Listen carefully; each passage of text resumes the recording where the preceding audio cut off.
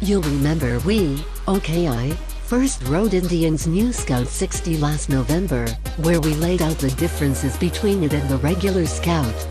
Besides a substantial reduction in price to $8,999 and the doing away with a fifth gear, the 60 gets a simple slewing down of the bike's excellent liquid-cooled 60-degree V-twin, from 1133cc to 999cc, 69 to 61 cubic inches.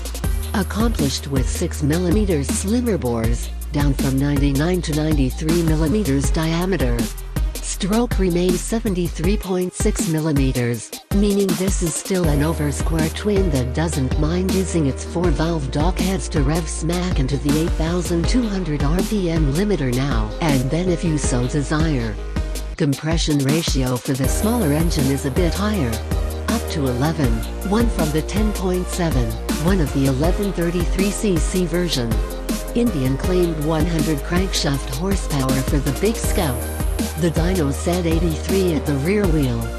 For the 60, Indian said 78 and the Dyno reads 69. With cruisers, though, it's all about the torque. In November I wrote, the 60 feels pretty spunky when you give it a big handful. In fact, it doesn't seem that much slower than the Big Scout.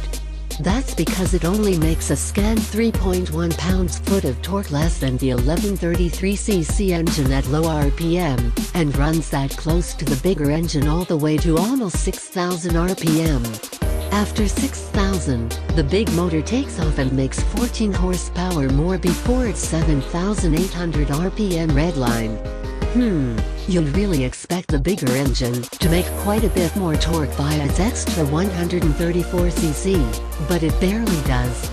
Past 6,000 RPM, the small engine really tails off, which is another thing you wouldn't expect given its higher compression and higher redline, and given that both engines inhale through the same 60mm throttle body and the same heads.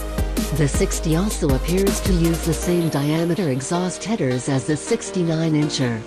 Given the nearly identical curves below 6,000 RPM, it looks like they even use the same camshafts, which leads us to believe the only difference must be in the ECU tuning. It looks like Indian just dialed back the 60's power output from 6,000 revs to its 8,200 RPM redline, via giving it less fuel, less ignition advance or a combination of those.